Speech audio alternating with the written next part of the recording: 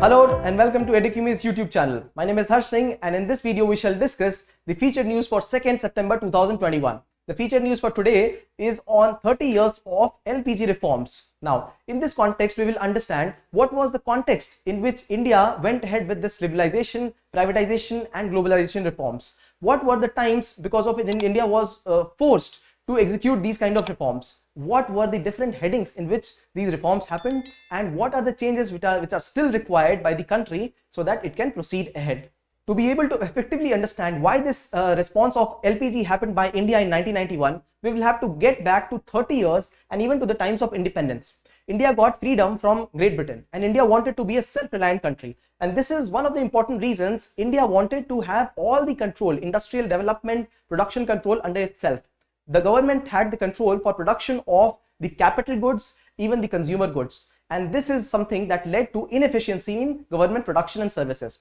Not only that, look at the neighborhood. We already had fought quite a few wars with Pakistan and China as well. Fiscal deficit. Because of increased spendings and less revenue, we had fiscal deficit to the range of 8% of the GDP. Not only that, we also received hints from USSR, the way it broke down the communist economy it had, socialist economy, and the way it broke down, it gave hints to India that the social sector initiatives, only social sector initiatives will not be successful way to go ahead. Balance of payment crisis. This was the urgent need because of which the LPG reforms happened.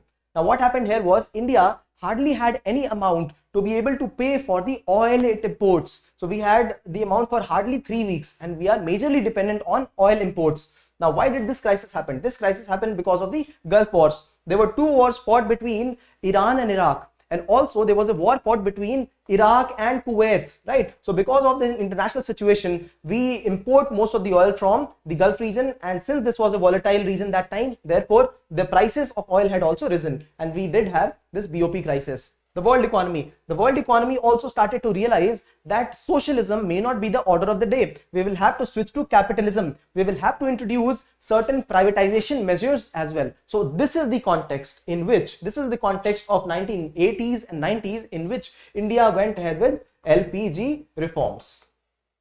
Now, these 3 letters, LPG, liberalization, privatization and globalization, they are a huge meaning in itself. Now, liberalization means to make things liberal. What was made liberal?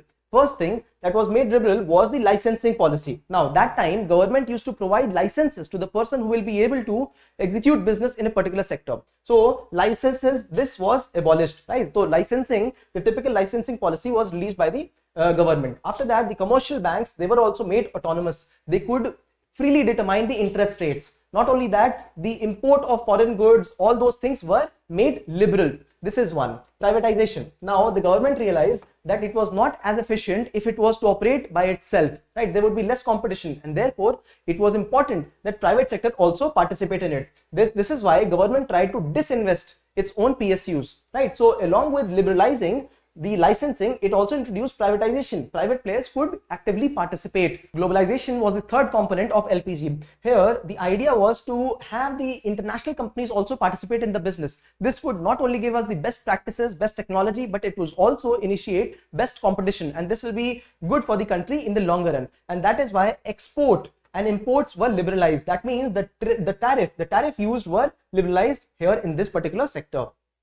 One important measure that was taken during that time was devaluation of rupee. This helped in making our exports a little easier. This is one. Second, we had to borrow urgent money from the IMF. So this was the time of 1991. It was required, and on one condition, that India will be liberalizing its economy. This was the condition imposed on the country, right? So the trade policy was made more liberal. There was new industrial policy which facilitated the entry of new players, private players, and there were also reforms done. For example, taxation. Taxation was an important reform that was done during those times so that government could have more revenue generation, right? Now, we also discussed what was the reason that led to this kind of crisis. Now, what was the impact of this? What was the impact of liberalization, privatization and globalization? So it was a complete paradigm shift. Earlier, government was in the business of manufacturing products and giving services, right? Now it was the private sector also. So there was high economic growth because of efficiency led by the private sector. There was increased foreign trade. There was a new business class which developed in the country 30 years back, right?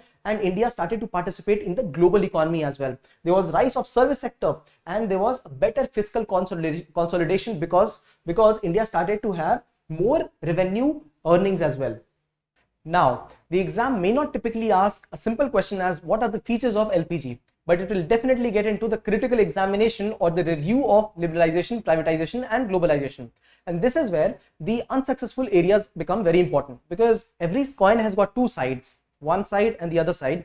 This reform also had some positive aspects and some aspects which could be worked upon. Now, important to note is that it led to something called as jobless growth in many sectors, right? Crony capitalism means capitalism aided by political affiliations. This led to corruption. Then industrial progress. There was a stagnation in industrial progress, and there was a good movement in the service sector growth in the country, right? Fiscal deficits. Yes, we did reduce on fiscal deficit, but now they have again risen because of the pandemic times. Also, the collection of direct taxes, this is also reduced over time right now. Now, these are the kind of reforms that are required in the country, the second level of reforms that are required. Now, not only GDP growth, which has stagnated in these times, India's debt to GDP ratio also has increased, also spurred by the corona pandemic. Now, the debt to GDP ratio we have already covered in one of the snapshots of 29 June. India's debt to GDP ratio ideally should have been around 60%.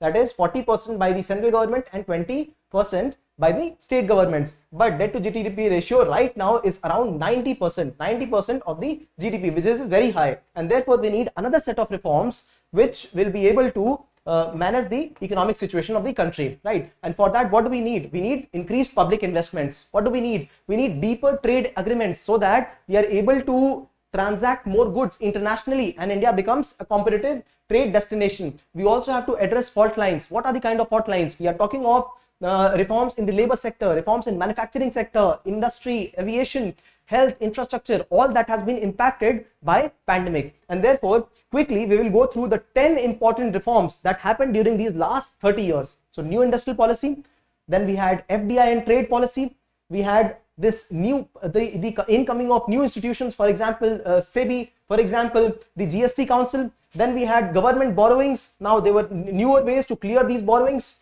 We also had interest rate liberalization, Basel Accords for the banks, and then we have MNREGS and National Food Security Act. So these were the kind of liberating measures for the country. We had Aadhaar and then IBC norms and Monetary Policy Committee. So these are some hints, because the exam will not be asking you question for more than 150 to 200 to 220 words, and therefore you will need to input all these parameters as small pointers in case there is a question on liberalization policy itself, for example FTI and trade policy. Yes, this will require expansion, but if you have an answer on LPG, then you will only have to put these issues as important pointers as fodder material.